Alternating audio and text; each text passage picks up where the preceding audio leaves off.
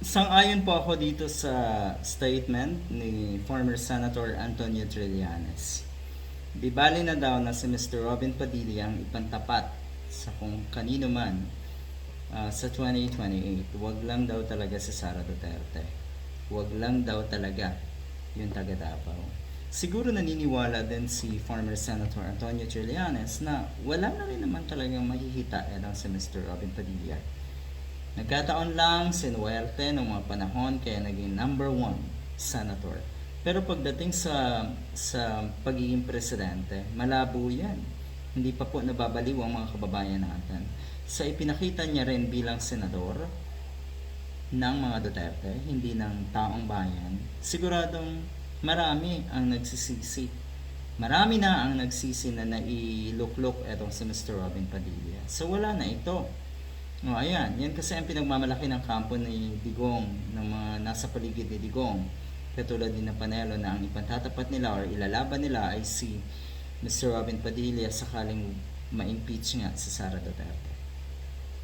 Alam ko kasi pag na-impeach, siguradong hindi na pwede na mag-hold ng any position in the government.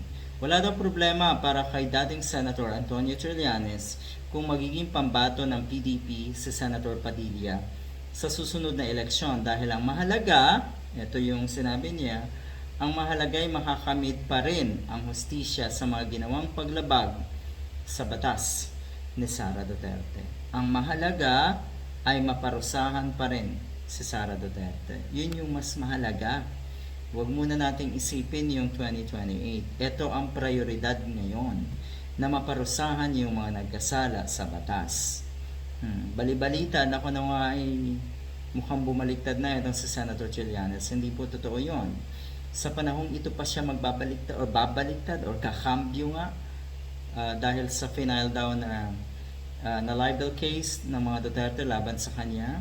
Hindi yan babaliktad. Hindi yan maghihingi ng apology sa mga Duterte. Napakatagal na ipinaglaban ni former Senator Trillanes yung kanyang nalalaman tungkol sa mga Duterte. Napakatagal niyang ipinaglalaban yung gusto niyang isiwalat na baho nga na itong mga Duterte. At ngayon pa, na wala naman sa pwesto itong mga Duterte, ngayon pa siya aatras, ngayon pa siya matatakot. Natural hindi. Nakikita rin sigurado ni former Senator Antonio Trillanes na suportado ng Malacanang. Suportado ng Malacanang na mailagay sa ayos ang ating bansa. At una nga dyan ay labanan ang katiwalian, parusahan yung mga nagkasala sa batas, lalo na po noong nakaraang administrasyon dahil napakarami pong biktima ng extrajudicial killing. Tayo naniniwala rin na patungo dyan talaga bibigay or mangyayari na haharap sa batas at sa hustisya yung mga nagkasala. Alam natin kung sino lahat yan. Good luck.